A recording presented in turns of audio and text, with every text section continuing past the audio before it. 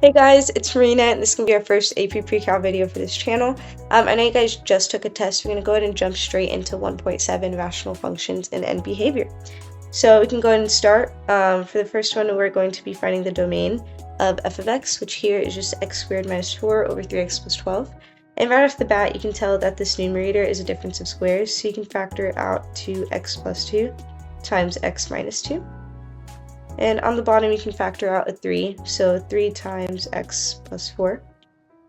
And here you're just thinking what value of x will make the denominator equal 0, because we know that if the bottom equals 0, the value will be undefined, and there will be a vertical asymptote there.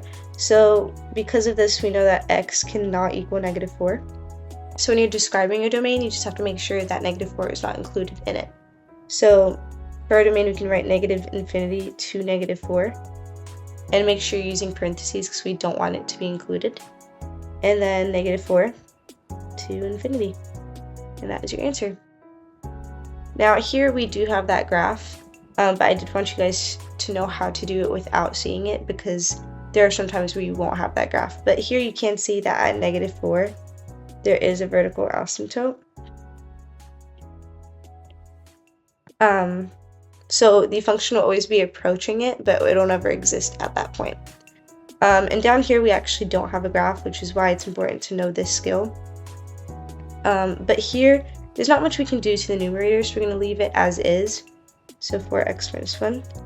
And we're going to look at the denominator. We just have to factor that out. What two numbers multiply to negative 24 and add to negative 2? And those two numbers are negative 6 and 4. So we can factor this to x minus 6 times x plus 4. So we know x cannot equal 6 or negative 4. So again, just don't include it in your domain. You can do negative infinity to negative 4, making sure to use our parentheses. Then negative 4 to 6, and 6 to infinity. And that is your answer. Here, the vertical asymptotes are very apparent. You can see that there's one at x equals negative 2 and x equals 5. So our domain would be negative infinity to negative 2, negative 2 to 5, and 5 to infinity. Okay, now we'll be dealing with end behaviors, not domains. So it's a bit different. Here we do have a graph, so it's a lot easier. You can just see that as x approaches negative infinity, which is just moving to the left, our y value is also decreasing. So our limit of f of x as x approaches negative infinity is also negative infinity. And here, as x approaches positive infinity, which is just moving to the right, our y value is also increasing. So we know that our limit of f of x as x approaches positive infinity is infinity. Okay, for this next part, you are going to need a calculator, but for the sake of time, I already have all the values written down here, but I will show you how I got them, just so on your test you're not freaking out and don't know what to do, because that's kind of embarrassing. So you're going to, on your Inspire, you're going to press new document, then press add graph.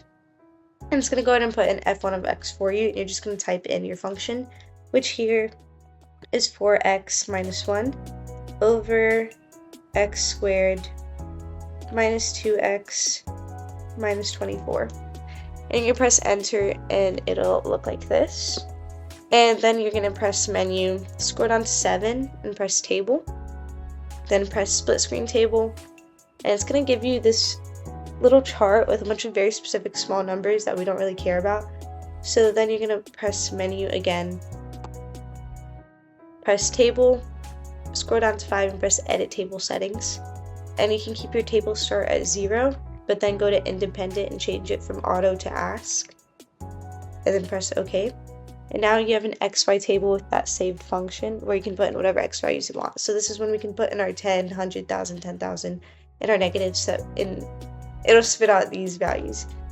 So now we can look at the trends in these values. as x increases, so as it comes closer and closer to infinity and goes down this chart, we can see that the g of x is getting closer and closer to 0.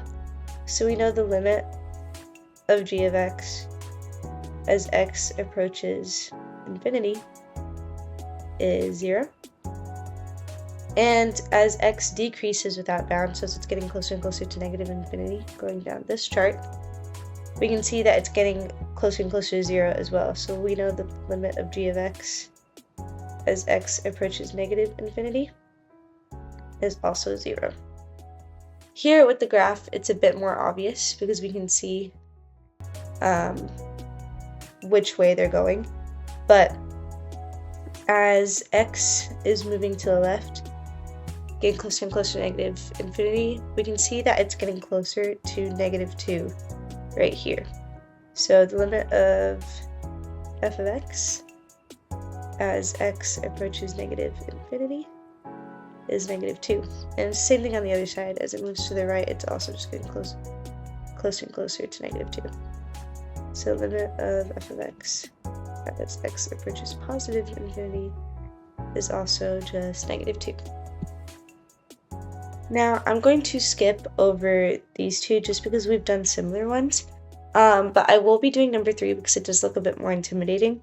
What we can notice about the numerator is that they all have an x in there, so we can factor that out to x times x squared plus 7x plus 12. And we can keep the bottom as is because it's fine until we factor it. So we know that the two numbers that multiply to 12 and add 7 are 3 and 4. So we can go ahead and factor that out. X plus 4 times x plus 3. And two numbers that multiply to -15 add to 2 are -3 and 5. So we can do x plus 5 times x minus 3. And a lot of people think that you can just easily cross out x plus 3 and x minus 3, but that's just not true. So make sure you don't do that because it will mess up your domain. So here we can see that x cannot equal -5 or 3. So just make sure it's not included in your domain. So it'll be negative infinity to -5, -5 to 3, and 3 to infinity. Here, pretty simple, it's just a graph. You can see that there's a horizontal asymptote right here, but we don't really care about that right now because we're talking about the domain. But there are two vertical asymptotes, one at -1 and one at 1. So you're just making sure it's not included in your domain. It'll be negative infinity to -1. Make sure you include your little u. -1 to 1. And 1 to infinity. So right here we can tell that there is a horizontal asymptote at x equals 4, and there are two vertical asymptotes at x equals 0 and x equals 2. But here to asking us about the horizontal asymptote, so we can say that it's at y equals 4. And our end behavior, we can see that as x approaches negative infinity, so as it's moving to the left, f of x approaches 4, and as x approaches infinity,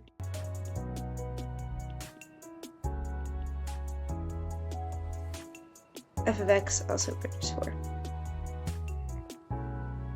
For this next one, we can tell right off the bat that there isn't a horizontal asymptote, so we can just say no. And our end behavior, again, very easy. As x approaches negative infinity, the limit of f of x equals positive infinity. And as x approaches positive infinity, f of x also approaches infinity. So sometimes you'll be given a table of values to evaluate instead of a graph. So here, for instance, it's kind of self-explanatory. H of 999, you can see it right here, is -478. And then as t approaches infinity, so as it's getting bigger and bigger, h of t seems to be getting smaller and smaller, so it's approaching negative infinity.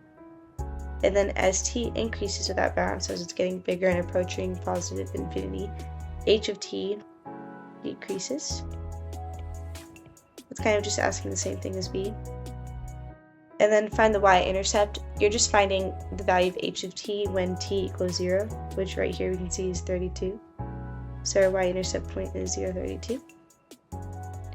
The limit of h of t as t approaches negative infinity. So as we're moving up the chart and t is getting smaller and smaller, h of t seems to be getting larger, so it's approaching infinity. And then as t decreases that bound, h of t increases. And that'll be the end of today's lesson. I will be including all of the problems that I did today, as well as some other ones I didn't go over in the description below, so you can follow along with me, do some extra review before your exam. And yeah, that'll be it. I'll see you in lesson 1.8. Thank you.